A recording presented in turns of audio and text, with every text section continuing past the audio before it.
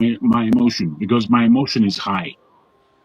In my own village, Ifonlaile, in my own village, they killed our king. They killed our king. I will say it again.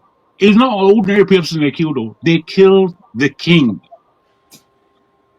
I personally feel almost like Nigeria is the Wild West. And I want to be a part of that gunslinging Wild West, where we'll just be killing ourselves anyhow. As has been said, we have a minority to the tune of 7% who are running that country into hell, running the country backward, and nobody wants to admit it. We have been begging from the time of our World War for education to be the freedom of the nation. Those in the North have largely objected to that. We don't want European education.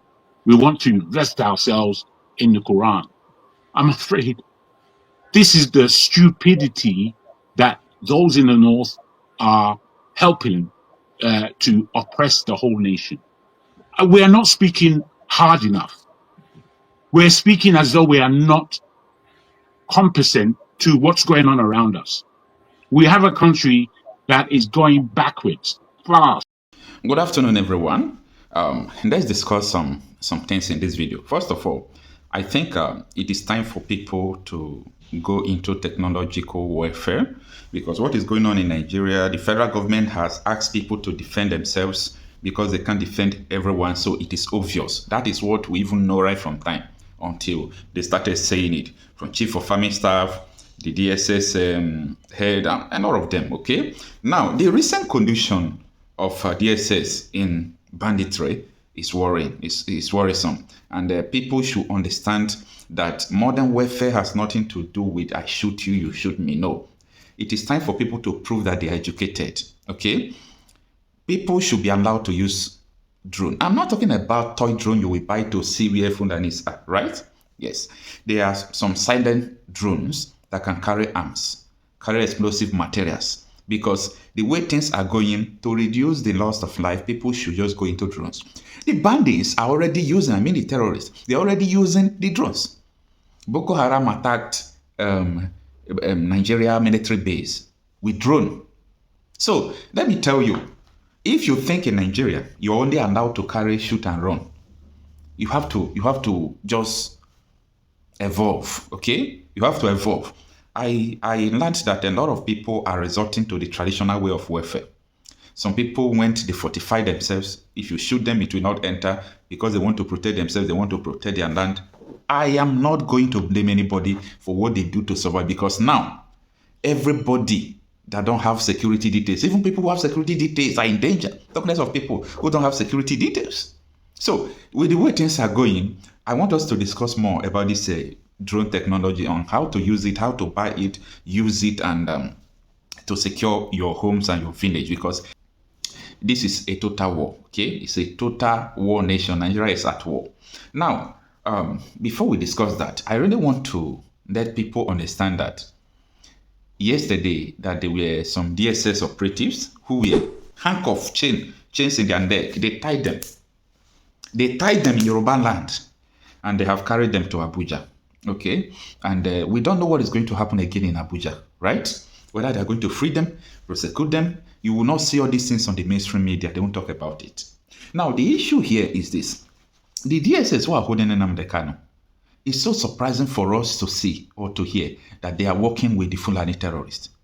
So shocking to hear that people who are holding Nnamdi Kanu, because Nnamdi Kanu said people should defend themselves, and he set up Eastern Security Network. That is the major thing why what they claim, that is the reason why they are holding Nnamdi Kanu. Now, the DSS director has come out to tell people to defend themselves, but the DSS are being caught and arrested for supporting Fulani terrorists. Don't you see that Nnamdi Kanu's life is so precious for people to start talking about? Yeah, it's so precious, because we are going into an era where everybody is now applauding Nnamdi Kanu. Everybody is saying, oh, this man was right. This man was right. Before, if you post something about Nnamdi Kanu on social media, especially people from the northern part of the country, sometimes people from the western part of the country, they will come out to condemn him.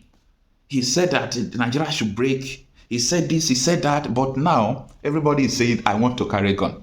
Pastors are saying, you people should go and fortify yourself, there will be war. Now, where has Nnamdi Kanu got it wrong? For me, no, I don't think Nnamdi Kanu was wrong. You see all these people who claim Nnamdi Kanu was wrong? I am beginning to see them clamoring that people should go and buy a gun now to defend themselves. The same thing they condemn in Nnamdi Kanu. That is what they are asking people to do now. I am laughing, I'm still laughing. You know why I'm still laughing? Everything Kanu said is coming to pass one after the other. We are not trying to immortalize him, but we are trying to set the record straight. We are trying to let people know that this man saw where Nigeria is today and he took action. People came against his action. Can't you imagine when Igbo land is under siege? When almost 600 Fulani terrorist camp has been discovered in Igbo land, someone like Kojo Kando is telling you that OT is a problem, that he's going to remove OT in 2027. I don't know how people reason. I don't know how we think. I don't know how we think. So the problem about you people now is 2027, why people are dying. Yes, 2027 will still come and go. Nothing will change. It will be worse.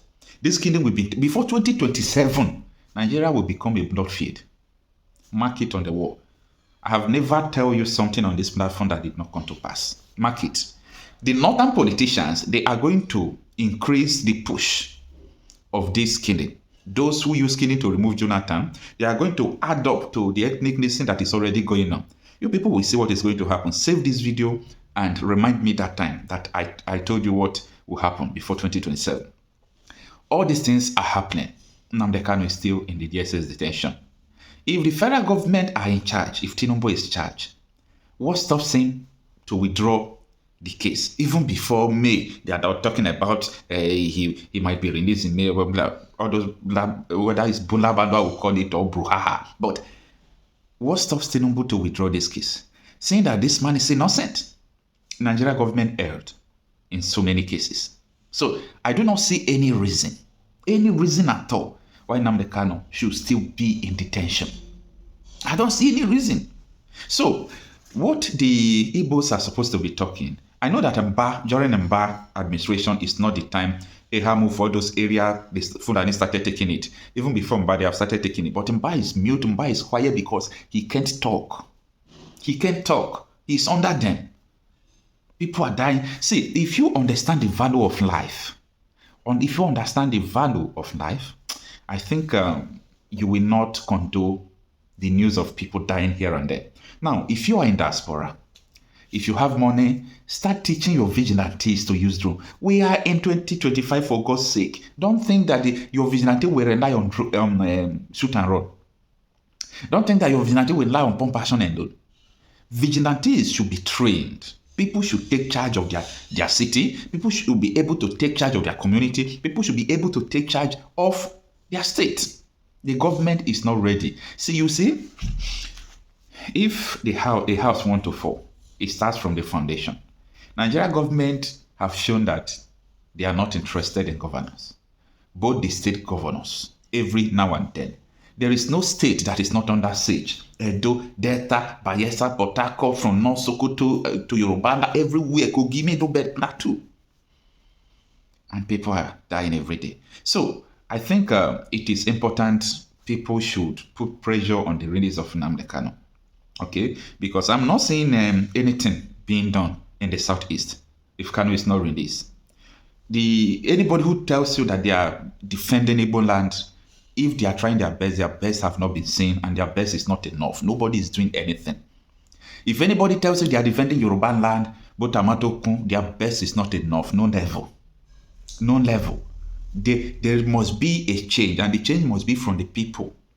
You know, everybody must be involved in this war. Everybody must be involved to defend your territory, because the largely part of our communities are farmlands.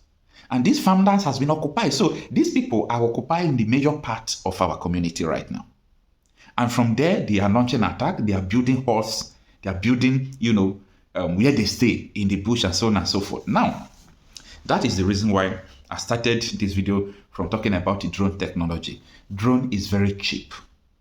One drone cannot buy one human life. People are dying.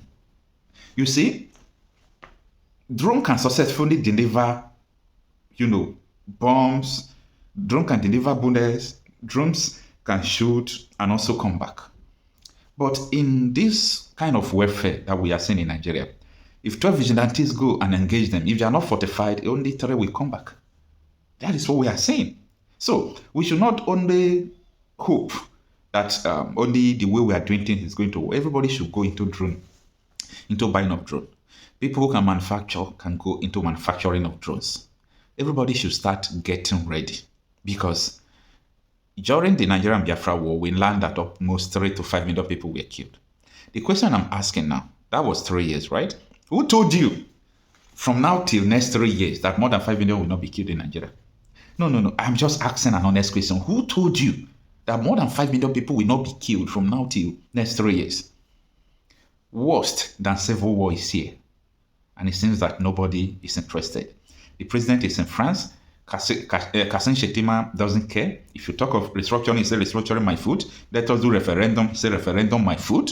If you talk of let us fight Boko Haram, he said no. Let us do this, say he will handle security. Nigerians. Bad things makes me laugh sometimes, okay? Bad things makes me laugh. What I'm going to say it again. Nigeria is not sustainable. And if you agree that Nigeria continuing to be one will be okay to everyone, I promise you that every one of you will be killed one after the other. Now that I say it, people will say, how dare you say it? But how dare you say it? But T.Y. Danjuma, who was a military head before, said that about 3 years ago. Nobody cared to listen to what he was saying. He said, if you rely on the military and the police, all of you will die one after the other. And that is what is happening.